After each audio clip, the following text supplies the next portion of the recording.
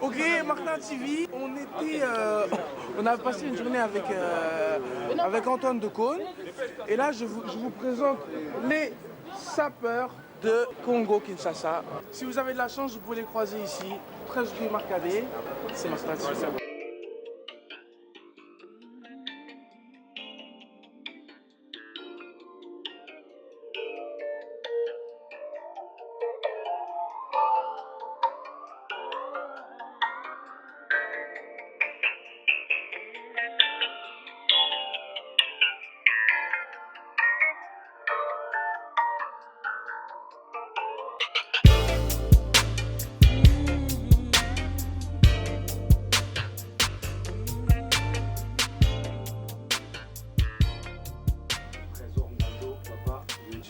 C'est pourquoi je m'appelle Trésor Ngando Papa Yoji.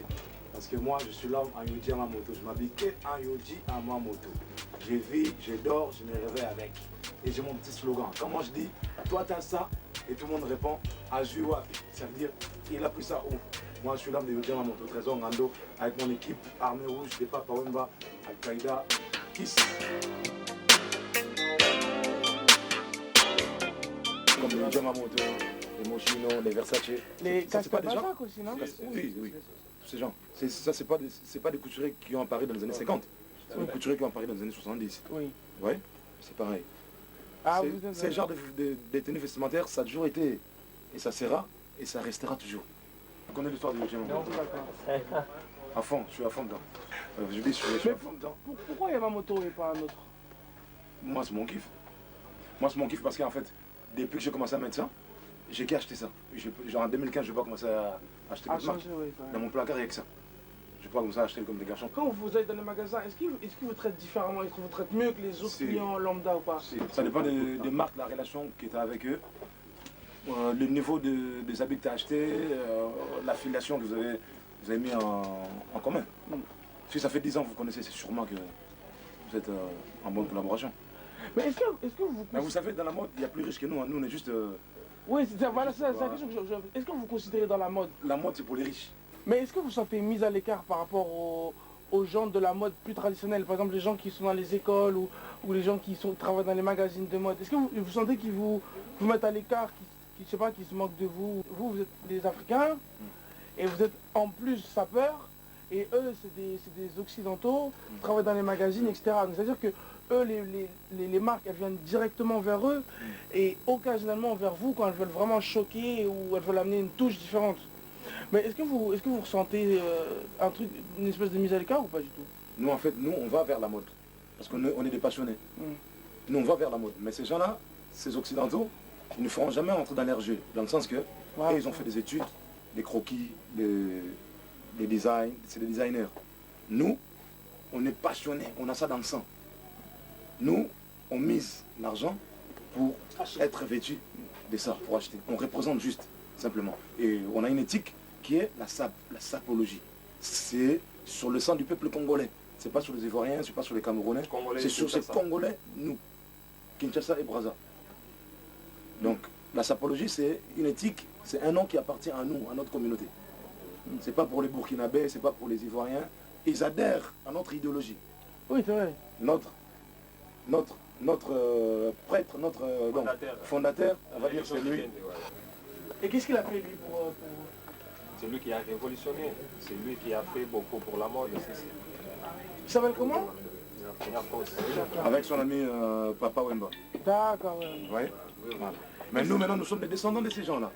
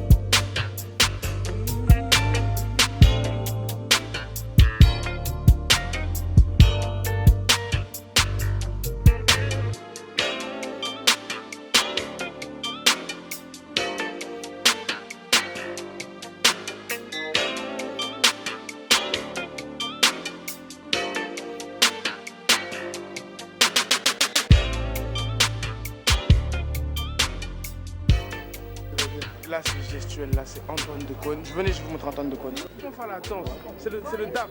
Il y a une musique, et quand ça fait, on fait comme ça. D'accord. On faut faire comme ça.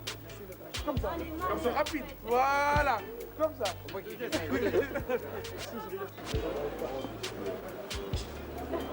Voilà, là, c'est le petit Martin. Avec son father, le bachelor.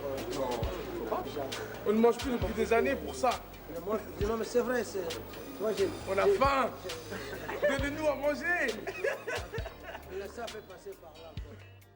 Ma première question, c'est qui êtes-vous? Alors, je suis Charles Del Matsanga, président de l'ACS, président de la Sapologie. D'accord, très bien. Et quelle est votre couleur préférée? Parce que là, je vois que vous êtes en bleu, mais est-ce que vous avez une couleur préférée déjà? Mais pour tout vous dire, sincèrement, je n'ai pas de couleur préférée parce que les couleurs font partie de l'ADN maison de la Sapologie. Alors, il y en a pas mal. Hein. Est-ce que dans la sapologie, il y a un fashion faux pas? Il y a des faux pas? Fashion faux pas, vous voulez dire les choses à pas faire? Je dis souvent que ce qui m'intéresse dans ce concept, c'est pas tant s'habiller. Parce que je dis qu'en fait, ça concourt pour 30 à 40% à peu près dans ce concept-là et tout. Moi, je pense que ce qui compte d'abord, c'est l'état d'esprit. C'est ça qui est primordial, parce que s'habiller, ça s'apprend. Hein. Donc pour moi, c'est pas le critère vraiment fondamental. Est-ce qu'il y a beaucoup de solidarité entre les sapeurs ou pas? Alors là, vous le verrez tout à l'heure, parce que, ouais, justement, nous sommes maintenant organisés en association et tout. Non, solidarité, c'est l'une des valeurs maîtresses des sapeurs aussi. Est-ce que la femme a son rôle dans la sapologie? Comment vous considérez, vous, les femmes? Quelle est la place de la femme pour vous? Bah écoutez, c'est une part aussi entière que celle des hommes. Vous verrez peut-être cet après-midi, bon là ce matin j'ai pas proclamé des sapeurs femmes, mais il y en aura cet après-midi. Elles ont le même rôle que les hommes, hein. C'est pareil, il n'y a pas de distinction de sexe ou... non, il n'y a pas de différence. Et comment on devient sapeur en fait? Alors ça, c'est une question me souvent posée, mais je vous disais que c'est un état d'esprit. C'est-à-dire que moi, demain, si je veux devenir sapeur, et que je me dis sapeur, je peux devenir sapeur. Ou il faut que ce soit validé par vous ou d'autres? Alors, en fait, il faut en quelque sorte une sorte de caution morale aussi. Hein. Nous autres Congolais, quand tu vas au Congo, la sape est en terrain fertile. Donc, depuis tout petit, tu peux voir tes frères sapeurs et tout. Et c'est de là que naît, enfin, je pense, la passion. Quoi. Parce que moi, ma passion est partie de là. C'est en voyant mes aînés s'habiller que je me suis intéressé à et du coup, c'est pareil pour vos enfants, vous allez les pousser à aller vers la sapologie? Non, je ne vais pas les pousser. Ça relève de leur... disons, c'est à eux de voir, hein, mais c'est vrai que le tout petit commence déjà à s'y intéresser. D'accord. Et vous, comment on vous reconnaît? Quel est votre signe distinctif? Votre touche personnelle? Par exemple, moi, barbe blanche, pipe. Donc, voilà, c'est ça qui me permet de maximiser mon look, quoi. Voilà. D'accord. Comme on dit souvent que la panthère ne sort jamais sans ses taches. Et vous vivez de ça ou vous avez un autre métier à côté? Non, mais c'est pas une fonction, c'est pas un métier. Bon, il y en a qui le conçoivent comme ça. Mais c'est une passion comme le football ou je sais pas moi, il y a beaucoup de passion dans la vie. Donc voilà, c'est des passions que nous vivons, c'est une passion que je vis au jour le jour. Je me dis que c'est au centre de ma vie. Pratiquement tout ce que je fais, je viens de le dire, est en rapport avec la sapologie, quoi. Et quelle est votre marque préférée? Alors, moi, Connivence, par exemple, qui est en phase avec les sapeurs parce qu'il a compris que les sapeurs ont une demande quand même assez spécifique. Hein. Nous aimons, en fait, mettre des costumes de couleur.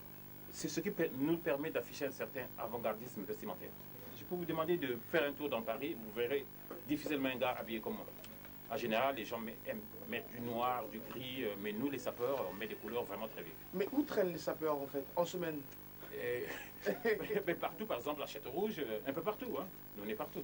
Est-ce qu'il y a des adresses typiques pour, par exemple, les gens qui nous regardent ou qui aimeraient devenir sapeurs? Est-ce qu'il y a des adresses typiques où on peut vous trouver pour vous poser des questions ou se renseigner ou je sais pas?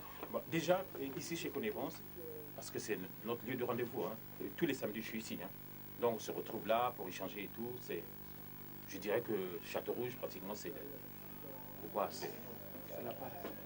Voilà, c'est le lieu de rendez-vous reconnu comme tel. D'accord, eh ben, écoutez, très bien, merci beaucoup. Ah, mais j'en prie. Merci beaucoup pour votre temps.